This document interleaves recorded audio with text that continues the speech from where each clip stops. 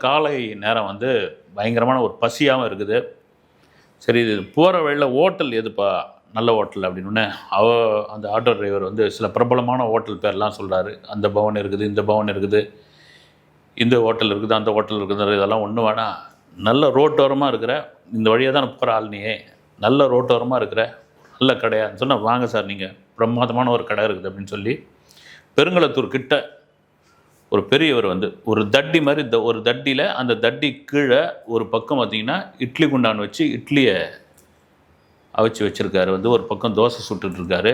அவர் ஒரே ஆளாக வந்து 4 வகை சட்னி வச்சு வச்சுருக்காரு. கூட்டம் வந்து அள்ளுதுங்க. கூட்டம் நின்று சாப்பிட்றாங்க. சில பேருக்கு ஸ்டூல் போட்டு வச்சுருக்காங்க. சார் உங்களுக்கு இங்கே சாப்பிட இஷ்டமா அப்படின்னா அதெல்லாம் ஒன்றும் இல்லைங்க, நல்லா இருக்குங்களா, பிரமாதமாக இருக்கும் சார் வாங்க அப்படின்னா நீயே வாப்பா அப்படின்னு சொல்லி 2 பேரும் சாப்பிட்றாங்க.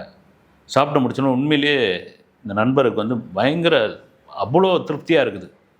ஏன்னா கல்ஃபில் அரபு கண்ட்ரியில் அந்த சாப்பாட்டை சாப்பிட்டு முதல் முறையாக இப்போ தான் இறங்கி ரொம்ப நாளைக்கு அப்புறம் இறங்கி ஒரு பிரமாதமான சாப்பாடு ஒரு ஊரில் போய் திருவாரூரில் போய் அவங்க ஒய்ஃப் கையிலையும் அம்மா கையிலையும் பிரமாதமான ஒரு சாப்பாடு சாப்பிட்லான்னு பார்த்தா அதை விட டாப்பான ஒரு சாப்பாடு. அந்த ஒரு பெரியவர் வந்து கிட்டத்தட்ட ஒரு 75 வயசுக்கு மேலே இருக்கும். அவர் பாட்டுன்னு சளைக்காமல் போட்டுக்கிட்டு இருக்காரு. இது பண்ணுறாரு, எல்லாத்தையும் இட்லி எடுத்து போடுறாரு, தோசை சுடுறாரு. ஒரு ஆளாக அதான் ஒரே ஒரு மேன் பவர்னுவாங்களே அது மாதிரி வந்து அடித்து நொறுக்கிட்டு இருக்காரு. பயங்கர திருப்தி ஆகிடுச்சு. இதுக்கு தான்ப்பா உங்ககிட்டலாம் இது மாதிரியான இது கேட்கணுன்னு. அப்புறம் அவர் சிரிக்கிறார். வந்து சிரிச்சுட்டு ஒரு 200 ரூபாயை கொடுக்குறாரு பெரியவர்கிட்ட. 200 ரூபா கொடுத்தா 150 ரூபா ஆகுது. 50 ரூபா சில்லறை இல்லைங்க அப்படின்னு சொல்லி அவர் ரொம்ப நேரம் அந்த இது வந்து தழுவுறார். அந்த இதெல்லாம் பார்க்குறாரு.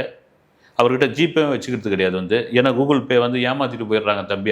அவருடைய இது வந்து அதனால் நான் வச்சுக்கிறதுல கொடுத்தா கேஷாக தான் கொடுக்கணும். ஏன்னா உள்ள நுழையும் வரும்போதே அவர் சொல்லிட்டார் வந்து ஜிபே அது இதெல்லாம் என்கிட்ட கிடையாதுங்க, துட்டாக கொடுக்குறதா இருந்தால் கொடுங்க சாப்பிடுங்க அப்படின்னு கொடுத்தோன்னே அவர் என்ன சொல்கிறாரு, ஆட்டோவில் ஏறின நம்ம நண்பர் வந்து அந்த பெரியவர்கிட்ட நீங்கள் வச்சுருங்க பெரியவரை, நாளைக்கு வரும்பொழுது இந்த 50 ரூபாயை நான் வாங்கிக்கிறேன் அப்படின்னு சொல்லிவிட்டு அவர் ஆட்டோவில் ஏறி கிளம்புறாரு. ஆட்டோ டிரைவர்கிட்ட சொல்லிட்டார் கிளம்பாக்கத்துலேருந்து நான் வந்து திருவாரூர் போகணுன்னு.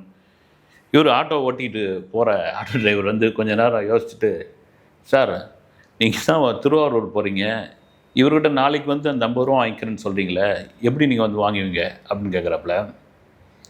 இல்லைங்க, அந்த 50 ரூபா யாருக்காவது ஒருத்தருக்கு தேவைப்படுற இடத்துல அது போய் சேரும். வந்து அந்த பெரியவர்கிட்ட நீங்கள் வச்சுக்கன்னு சொல்கிறது வேறு, அதை தாண்டி நாளைக்கு வந்து வாங்கிக்கிறேன்னு சொல்கிறது என்னென்னா, இதே போல் யாரோ ஒருத்தன் வந்து காசு இல்லாத ஒருத்தன் வரான்னு வச்சுங்க, அந்த பெரியவர் மனசு ஒருத்தர் 50 ரூபா கொடுத்துட்டு போனாங்கல்ல, அதை கொடுப்போம் நம்ம நாளைக்கு வந்து அவர் கொடுத்துருவா வாங்கிப்பாரு, அப்புறமா நம்ம செஞ்சுருவோம் அப்படின்ற மாதிரி ஒரு குணம் வரும். வந்து